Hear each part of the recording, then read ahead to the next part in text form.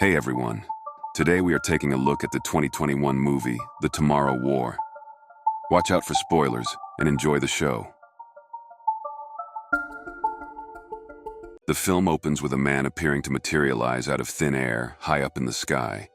He then begins to fall, along with hundreds of other people, as they plummet toward a large skyscraper with a pool on top. Luckily, the man is able to land in the pool, which ends up saving his life. As he gets out of the water to get his bearings, we see that many others were not so lucky. As he surveys the destruction around him, the scene cuts, and we are sent back to the present day, 28 years earlier. We are introduced to the man from the opening scene, named Dan Forrester, while he talks to his wife Emmy at a party. He gets a phone call about an important job he was hoping to get, but unfortunately, they went with somebody else. We see that he is frustrated with his life, feeling that his talents are wasted, and longing for a greater purpose. Defeated, he heads back inside to watch the World Cup game with his daughter, Miri. As they continue to watch the game on the TV, a bright flash of light appears on the soccer field, and a group of soldiers suddenly appears in front of the crowd, entering through some kind of portal. They announce that they are us from 30 years in the future, and they are fighting a losing war against an alien species known as the White Spikes. They reveal that future humanity is on the brink of extinction, and they urgently need reinforcements from the present to travel to the future to help in their fight. We next cut to news coverage of the global response to the time travel event. Governments around the world decide to initiate a draft to send people to the future to fight the war. We see that civilians of all ages are being forcibly conscripted, as there aren't enough military-aged people to fight. Unfortunately, the survival rate for the draftees is extremely low, and despite the new reinforcements, we see that future humanity is now down to only 500,000 people. Just a short time later, we see Dan receiving his own draft notice while teaching his biology class. He reports to the location they tell him to and undergoes a mandatory examination. It is revealed to him that he will die in 7 years, making him an ideal candidate to serve.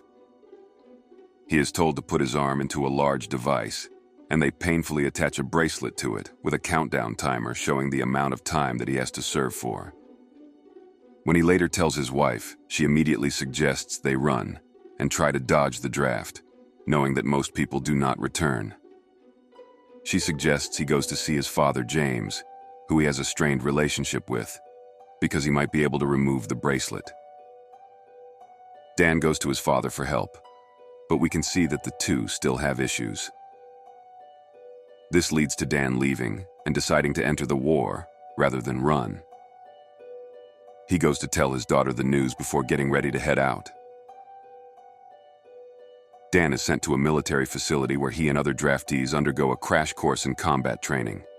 We can see the diversity of the draftees, and that most are ordinary civilians with no military experience.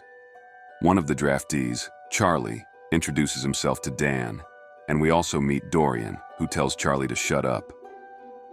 The training for the group is extremely rushed, reflecting the desperation of the situation. A short time later, while Dan and Charlie are talking, an alarm suddenly goes off. It seems they are being sent to the future ahead of schedule to help defend the last research base of future humanity. The newly trained soldiers get themselves lined up as the jump bridge fires up. It starts to pull people into the sky one row at a time, eventually getting to Dan's row. As Dan is pulled into the time portal, we see that something has gone wrong with the coordinates of the jump. We are then taken back to the opening scene, with people falling out of the sky as they come through the jump portal hundreds of feet above the ground. We again see Dan land in the pool, and he quickly gets out to survey the situation and get his bearings. The scene is chaotic, with many people badly injured and many more continuing to fall to their deaths by the second. Dan and the survivors regroup and begin their mission to rescue a research team trapped in a nearby building, while being given instructions over the radio by a young army colonel. They navigate through the ruined city, seeing a tremendous amount of destruction around them, and the spikes from the creatures sticking out of every surface.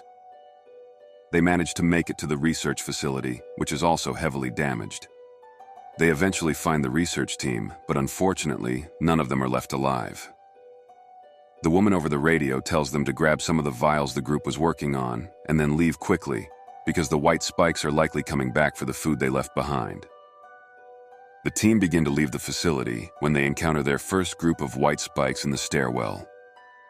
An intense battle ensues on the steps, and we see that the creatures are terrifyingly fast and agile, with the ability to hurl deadly spikes at their victims from a distance.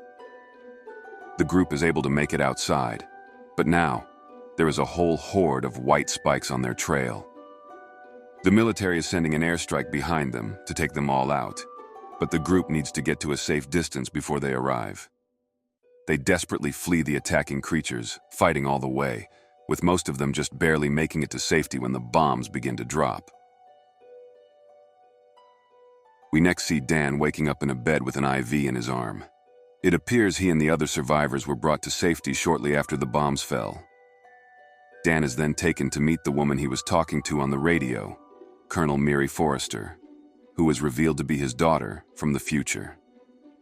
Miri reveals her plan to develop a toxin that can kill the white spikes. She needs Dan's help to capture a queen white spike, as the female likely holds the key to making the poison. The group have an intense battle with the queen, while trying to drag it into a cage so they can study it. Fortunately, they're eventually able to lock it up and take it away, just as another horde of male white spikes come to rescue their queen. Dan and Miri are able to narrowly escape and make it to a beach where they can call for an extraction. As they wait to be picked up, Miri begins to open up to Dan. She reveals the painful truth about Dan's future, including how he became distant from his family after failing to achieve his career goals, ultimately leading to a divorce with his wife and his eventual death in a car accident. This emotional revelation devastates Dan, as he vows to change the future and be a better father. After successfully securing and subduing the female white spike, Miri and Dan begin working to develop a toxin that can wipe out the species.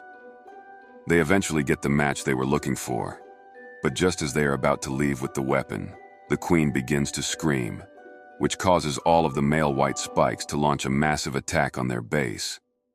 Dan and Miri try to escape to a helicopter while being chased down by the now freed queen and her army of males. The base is getting completely destroyed in the onslaught, and the chances for future humanity continue to look more and more grim. Miri ends up getting hit by one of the spikes from the queen, and Dan is forced to watch her get taken by the creatures just as he gets teleported back to his original time. Once back, he tries to convince the government of the current time to try to find the aliens so they can wipe them all out with the toxin. But with the connection to the future now lost, humanity is falling into panic and countries are closing their borders. Desperate to prevent the war, Dan seeks out his estranged father for help once more. Despite their differences, James agrees to help his son, and they lead a small team of fighters to Russia, where they believe they can find the alien spacecraft that brought the creatures. They eventually find the ship, buried in the ice, having crash-landed on Earth thousands of years ago. They cut into the ship's hull and head in. Once inside, they find a different species of aliens had been piloting the ship, and that the white spikes were their cargo. The creatures appear to be in a dormant state, suspended in pods hanging on the walls. They take out the toxin and begin to inject it into the alien bodies. The creatures immediately start to scream as the toxin causes their bodies to rapidly dissolve. The team is momentarily happy until they realize that all the other white spikes on the ship are now waking up. They begin to burst out of the pods and attack the small group. The team tries to fight them while fleeing, and we see that there are potentially thousands of the creatures on board. They decide to blow up the whole ship to make sure they get them all, and Dorian stays behind to get it done. After blowing up the ship, they realize that the Queen was able to make it out and past their second perimeter. This leads to Dan and his father chasing the beast down before it has time to run away and hatch more of the terrifying creatures. After a long and difficult fight, The duo eventually managed to finish it off by injecting it with the toxin and pushing it off a cliff. Dan and James then return home, where Dan reunites with his family and introduces Miri to her grandfather. The film ends on a hopeful note, with Dan determined to live his life differently and ensure that the future he witnessed never comes to pass. Like and subscribe to see more videos like this one. See you next time.